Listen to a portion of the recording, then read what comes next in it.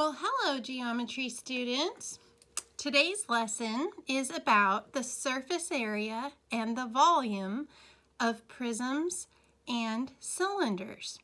So let's start by reading the directions that we have here. It says for each figure, you are to first draw and label the base. That's an important word here. We've got to identify that base before we start. And find the perimeter of the base and the area of the base. So we have lots of work to do with our base. Then, second, we have to find the height of the solid, H, the lateral surface area, LA, the total surface area, SA, and the volume, V.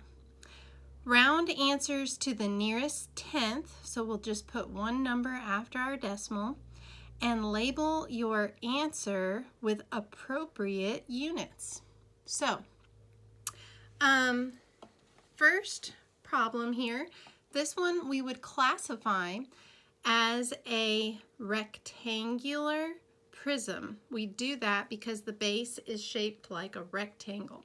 And they've shaded the base for us on this one. So this rectangle there's two bases on a prism, the top and the bottom, parallel and congruent bases. So the first step here says to draw and label the base. So I'm going to draw my rectangle up here. I'm going to label it with the dimensions. So it's 12 inches wide and 4 inches tall. I'm just getting those measurements right off of the picture here. So we have to find capital P, the perimeter of the base. And feel free to use a calculator on all of these problems if needed. So the capital P here, they're defining, is your perimeter of the base, just the base. So we're going to add together the four sides of the base, that rectangle. So it's going to be 12 plus 12 plus 4 plus 4. And if you take 12 plus 12 plus 4 plus 4 and add all that together, you're going to get 32. And we're supposed to label answers with appropriate units. So the distance around the outside is a linear measurement. It's just going to be in inches. All right, so we're done with the capital P part. Next, we're moving down to capital B. It says to find the area of the base. Well, we have a lot of different area formulas on our formula chart, and you should refer to your formula chart throughout this lesson because there's going to be a lot of formulas that get pulled in, and you do not have to memorize those formulas, but you do need to know how to use your formula chart to find the ones you need. So this is a rectangle, so we want to find the area of the base, which is a rectangle. And if you look at your formula chart under area and find rectangle or parallelogram, because those are the same, we would take our base and multiply it by our height. Now I want you to notice there's a lowercase b and a capital B. Those are different things. Lowercase b represents the length of the base of a two-dimensional figure. Capital B represents the area of the base of a solid. So that can be a little bit confusing that we're using the same word and the same letter to mean two different things, so you really do need to pay attention to uppercase, lowercase on this. So the base of the base is 12, and the height of the base is 4. And we multiply those together, 12 times 4, to get the area of the base of the solid. So that is going to be 12 times 4, which is 48. And our units for an area are going to be in square units, inches squared. All areas are measured in square units. Okay, next we move down here and we're going to find the height of the solid, lowercase h. So the height of the solid is defined to be, on a prism, the distance between the bases. So it's important on your prism that you identify the base, which here is the top and the bottom, and say how far apart are those from each other. So that distance between them would be 8 inches. And we don't have to calculate anything on this particular problem. We just have to recognize that measurement from analyzing the figure that is provided. Okay. Our next job is to find the lateral surface area, LA. So LA stands for lateral surface area. So if you take a look at your formula chart, your lateral area is found by taking your capital P, which is the perimeter of the base, which we already found, and multiplying it by the height of the prism, which we also already found. So all we have to do to get our lateral area is take 32 and multiply it times 8. So that equals 256 inches squared. And this is the lateral area of a prism. Next, we're going to find SA, which stands for total surface area. That includes the lateral surface area, but also includes the area of the two bases. So the lateral area is the area of all the sides, the lateral faces of the prism. Then when you have the total surface area, we are also adding in the top and the bottom, which are the two congruent bases of the prism. So the formula for total surface area, or SA, as you look on your formula chart, is capital P times H, which is the lateral area we just found, plus 2 times capital B, because we have to have the two bases added in here also. So to do this, we, in our calculator, can just type 256, because that was our lateral area, PH, plus 2 times the base area, which was 48. And that will give us 352. And our units here are, again, inches squared, because this is an area. All of our area measurements are in inches squared. Square units. Now, capital V stands for the volume. So the volume is how much stuff fits inside the prism. If you were to fill it up with water or sand, how many cubic units of filling would it hold? So if you look at your formula chart, the formula for the volume of a prism is capital B times H. We found the capital B, the area of the base, which is 48, and we have to multiply it times the height of the prism, which is 8. So 48 times 8 will get us our volume. 48 times 8 is equal to 384, and the units for volume are different. It is measuring a length times a width times a height of a square solid, so that's inches times inches times inches, which is inches cubed.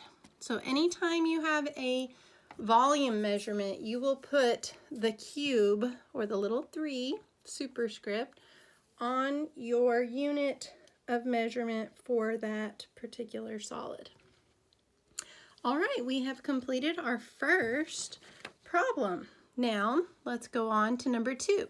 This is also another prism. However, it's not a rectangular prism like number 1. This one is a triangular prism. Okay, the bases are triangles. The lateral faces are rectangles. So we have 2 triangles, the top, and, well, it's not the top and the bottom. This thing, it's been tipped over. It's sitting on its side, which can be a little bit confusing. But if you have 2 bases, polygons that are parallel and congruent, which we do here, that are connected by rectangles around the sides, then this would be classified as a prism, and we name prisms by the base, triangular prism in this case. So step 1 is to draw and label the base. So we've got this triangle, draw it up here. It's a right triangle. We're labeling it. This side is 6, the bottom side is 10. They did not give us the hypotenuse of this triangle, and we do need that to find the perimeter of the base. So this is a case where we're going to have to use something we've learned earlier this year to find a missing measurement that is needed to solve this problem. So does anybody remember what formula we use to find the hypotenuse of a right triangle given the lengths of the two legs? Hopefully in your brain you're going, oh, that's the Pythagorean Theorem. A squared plus b squared equals c squared. We've done this a lot. So now, the two legs are a and b, so that's your 6 and your 10, and it doesn't matter which one goes first. 6 squared plus 10 squared equals c squared. C is your hypotenuse across from the 90-degree angle, the longest side. So if I add 6 squared plus 10 squared, that results in 136. And now to get the c by itself, I have to get the square off of it. What mathematical operation undoes a square? That would be a square root. So we're going to take the square root on both sides. Whatever we do to one side, we do the other. Square roots cancel squares. And then the square root of 136 is what we need. That is, 136 is not a square number, so it will give us a decimal for our answer, and it tells us to round answers to the nearest tenth. So the square root of 136 rounded to the nearest tenth, one number after the decimal, is 11.7. So we're going to put 11.7 here. Up here, which is also the length of the hypotenuse on both the bases of this prism. So now we know all three side lengths for the base, so we can find the perimeter of the base by adding 6 plus 10 plus 11.7, which is equal to 27.7, and these sides are measured in centimeters. Okay, now the next step is to find capital B, which stands for area of the base. So, how do you find the area of a triangle? Our base is a triangle in this problem. Feel free to reference your formula chart. The formula for the area of a triangle is 1/2 little b times h. So the base and the height of the triangle they meet at a 90-degree angle. So this would be 6 is the height and 10 is the base of the triangle. So we do 6 times 10. And then you can do times 1/2 or times 0.5, or you can do divided by 2, because all of those would result in the same value. So 6 times 10 is 60, and then half of 60 is 30. So the area of the base is 30, and their units would be centimeters squared. All areas are measured in square units. Okay. Moving along to h, the height of the prism. I don't want you to be thinking of heights as how tall the prism is, because we could sit it on any of its faces. It doesn't have to be sitting on the base. It will be how tall it is if it's sitting on its base, like it was on number 1.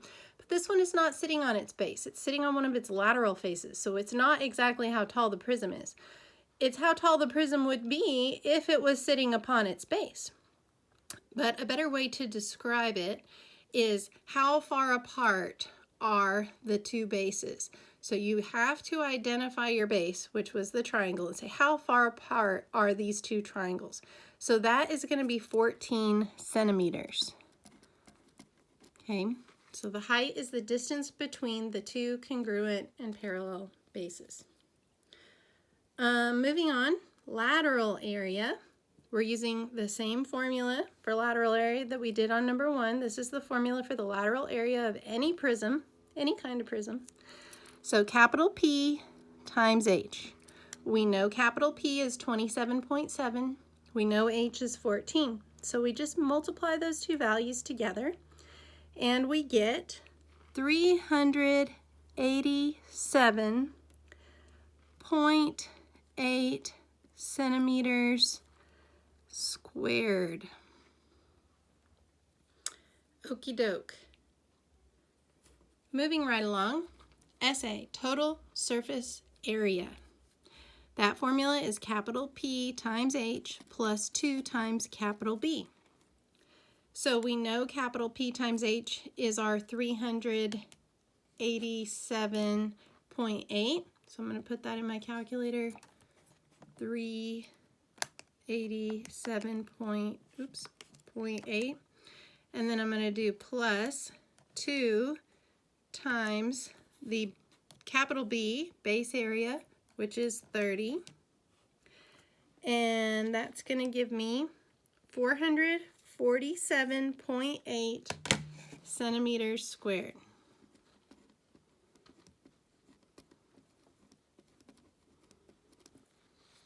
Okay, now capital V volume is the formula area of the base times the height. Whenever you see that capital B, you think area of the base. That's your area of your base, 30, we already found that, times the height, which is 14. So 30 times 14 will give us 420 centimeters. What kind of units should we put on volume? Cubic units, centimeters cubed. All right, moving right along. We're done with number 2. Let's look at number 3. Wow, this is a trapezoidal prism. It has 2 trapezoids as the bases. They are congruent and parallel.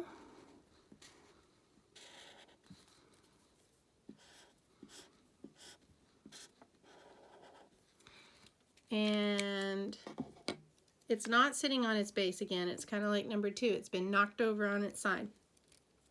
So we're going to draw the base up at the top.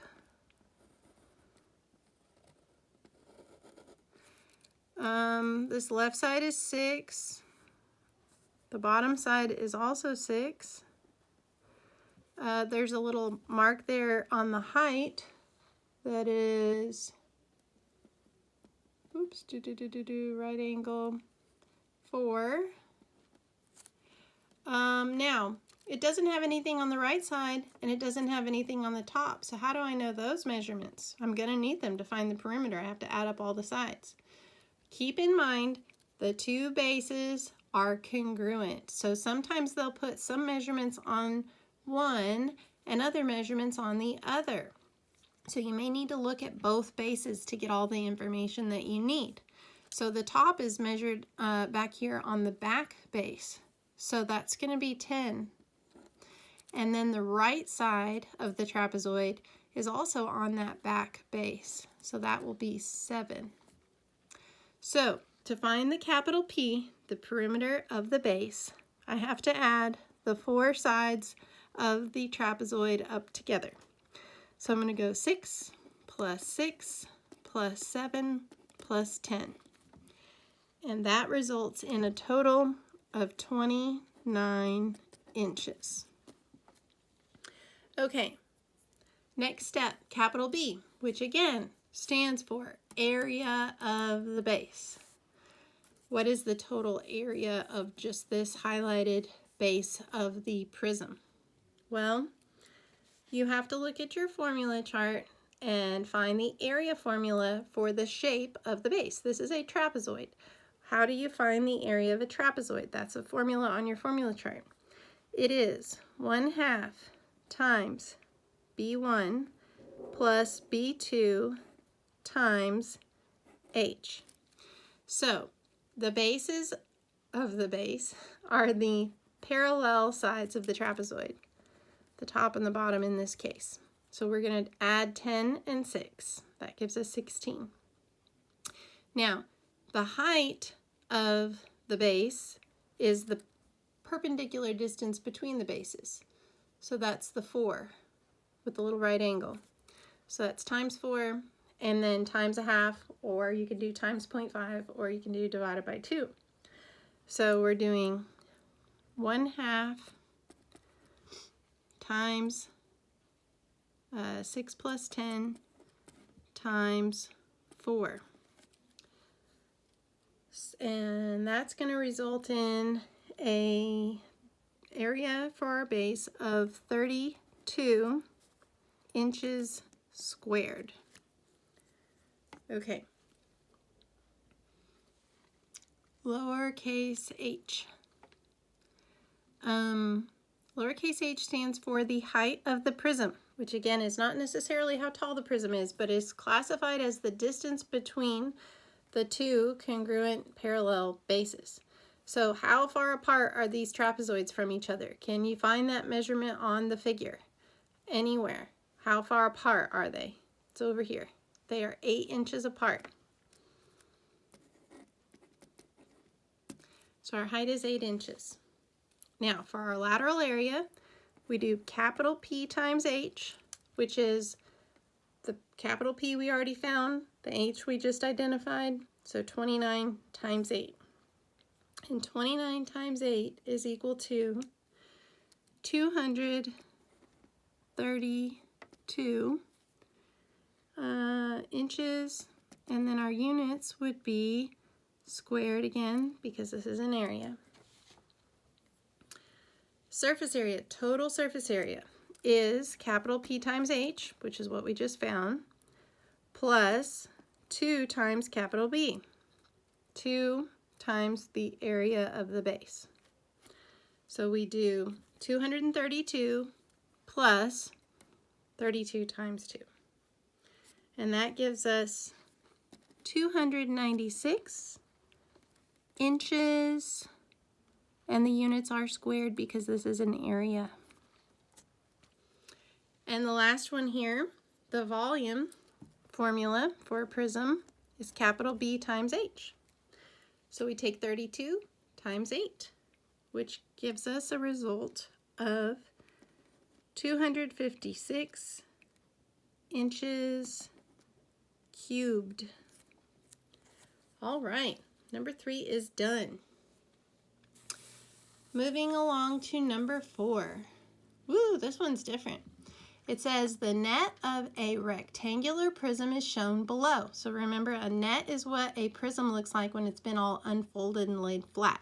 Like if you had a box of cereal and you like cut apart the folded edges till you could spread it out flat. This is kind of what this is representing.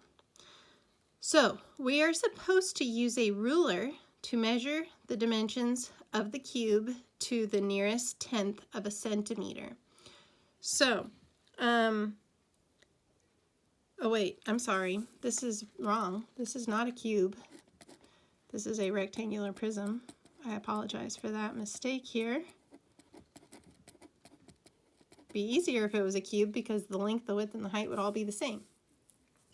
So there's 3 dimensions that we need on a rectangular prism.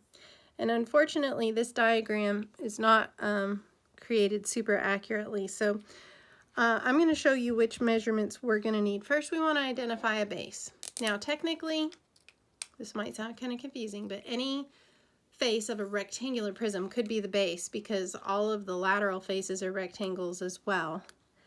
But I'm just going to call the base the big one.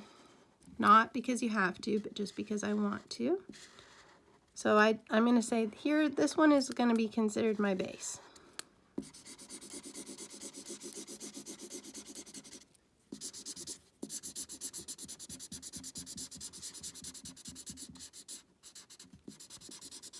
Okay, so here's my base.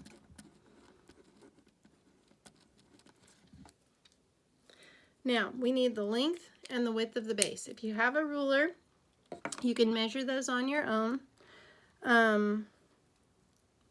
And check with me, see if you got something close to what I got.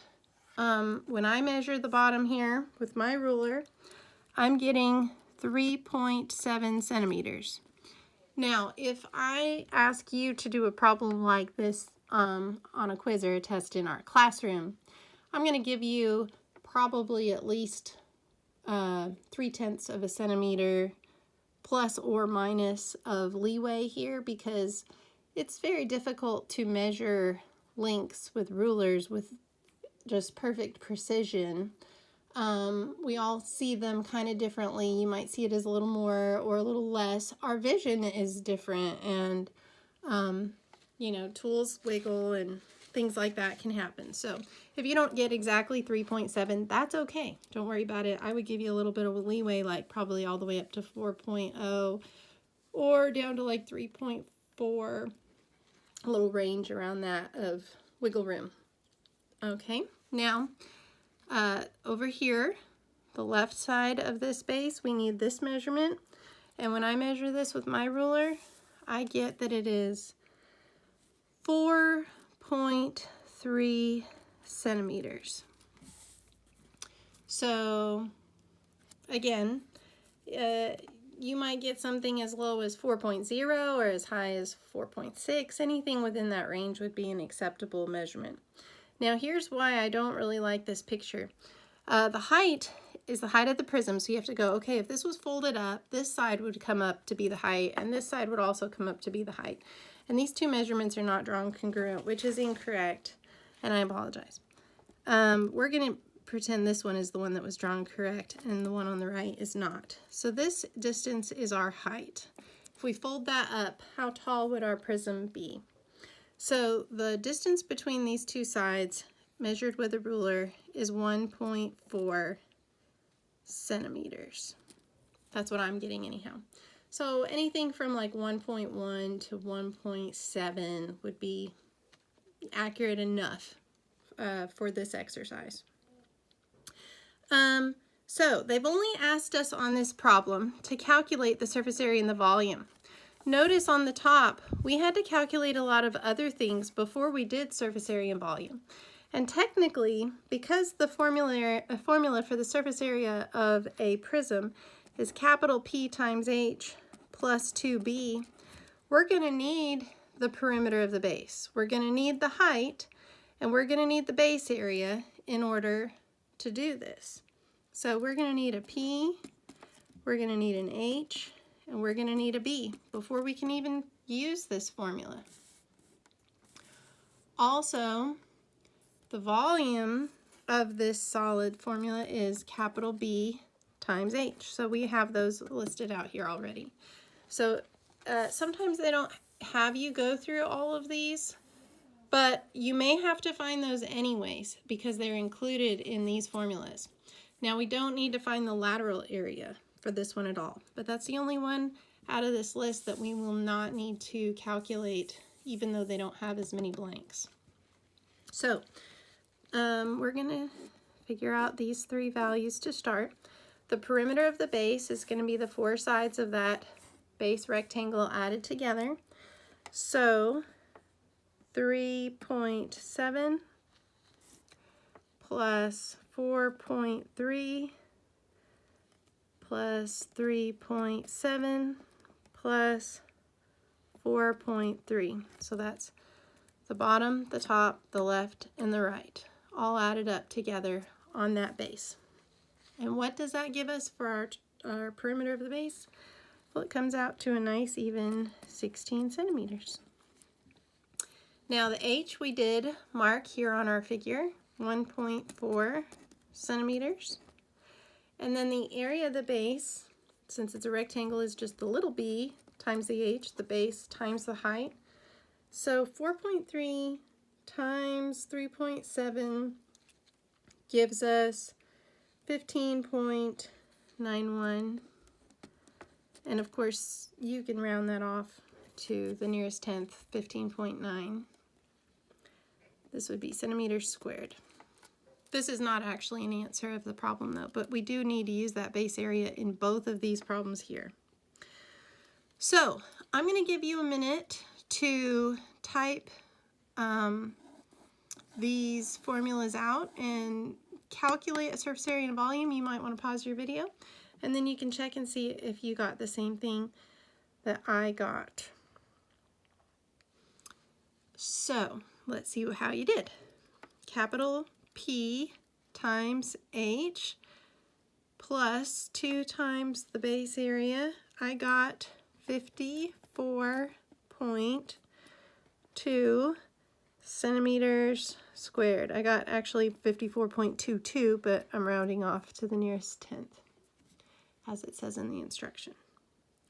And then for the volume, capital B times H, I got 22.3 centimeters cubed.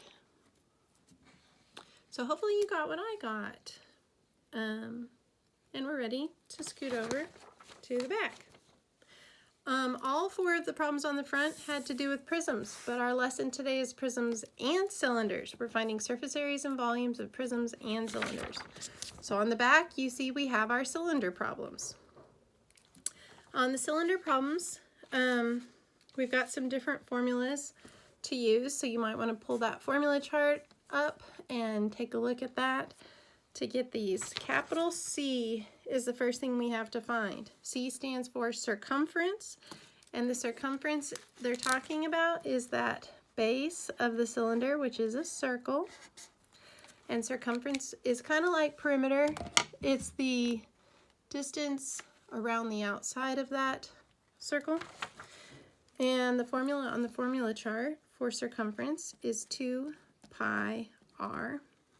Now they didn't give us the radius of the circle. They gave us all the way across the circle. So this 10 represents the diameter of the circle. So remember, the radius starts at the center and goes to any point on the circle. So it's going to be half the length of the diameter.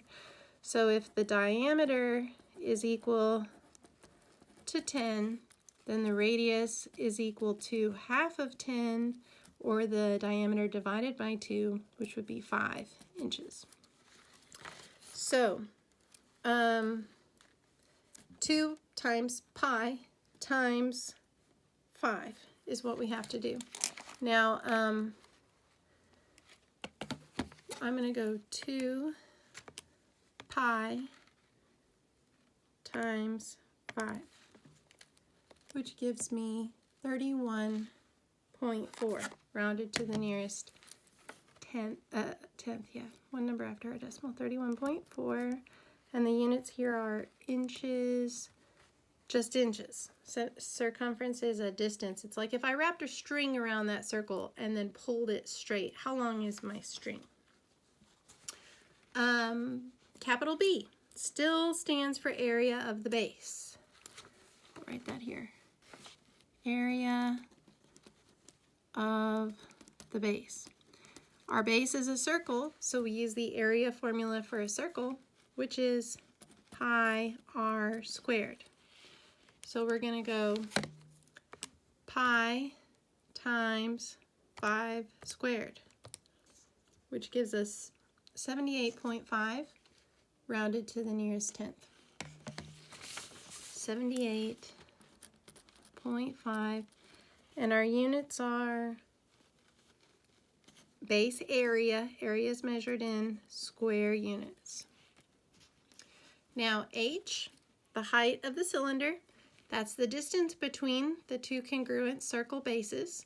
So the circles are separated by 15 inches. So our height is 15 inches. Now, if you look at your formula chart, the lateral area formula for a cylinder is 2 pi r h. So we're going to go 2 times pi times the radius, which is 5, times the height, which we just got was 15. So that's 471.2. 471.2. And our units, since it's an area, will be inches squared. Total surface area. This formula again is on your formula chart. For a cylinder is 2 pi RH. Notice that's your lateral area. That's what we just got. Plus 2 times pi r squared. That's 2 times capital B, the base area. This formula actually lines up with the same formula for the surface area of a prism that we've been using. And that's why we kind of study prisms and cylinders together, because their formulas align. So we're going to type this in the calculator. You can do it by actually retyping these things like we just did, or you can recognize 2 pi RH is our answer here for 71.2. Add that to 2 times pi r squared. We've already got that. That's your base area. So that's 78.5. And you're going to get 628.2. Now, if you type it all back in, oops, 628, that's an ugly 8.2, this is inches squared because it's an area. If you type it all back in and you don't use your rounded off answers that you've already computed, 2 pi times the radius, which was 5, times the height, which was 15, plus 2 times pi times the radius, which was 5, squared. You're going to get 628.3. Notice that's not the same answer. So if it's a multiple choice question and you got 628.2, but you didn't see that answer, you only saw 628.3, you would know that's probably just a rounding difference, and you would select that answer that was closest. And usually in the directions it would say which is the closest to the actual surface area, total surface area of the cylinder. So depending on whether you're importing rounded answers or going back and starting over and typing the whole thing in, there can be a slight difference in your answer. If it's a free response kind of a question, I would count both of those correct because your approach in calculating both of them is valid. So, in actuality, the more correct answer is the one where you've used all of these original values and got 628.3. So this is actually a better answer as far as being more accurate.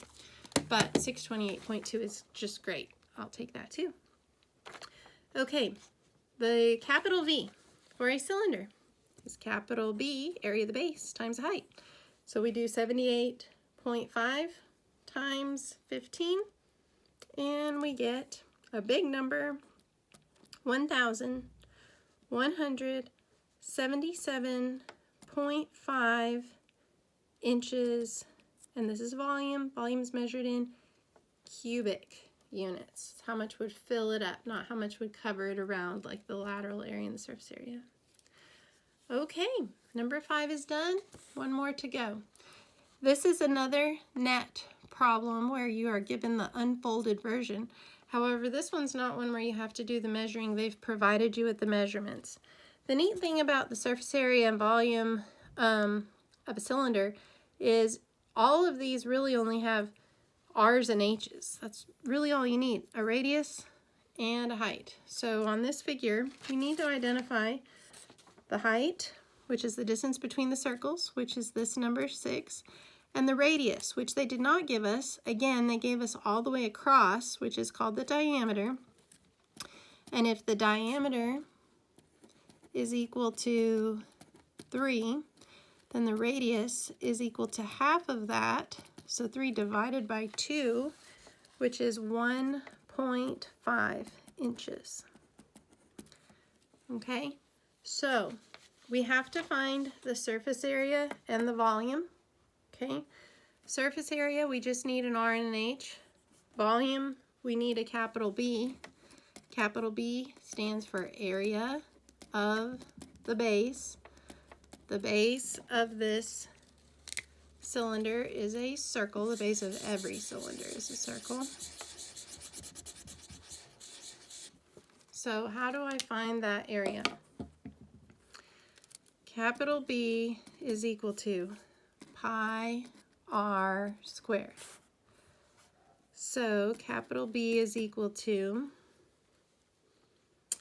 pi times 1.5 squared, and rounded to the nearest tenth, that's going to give us 7.1. So,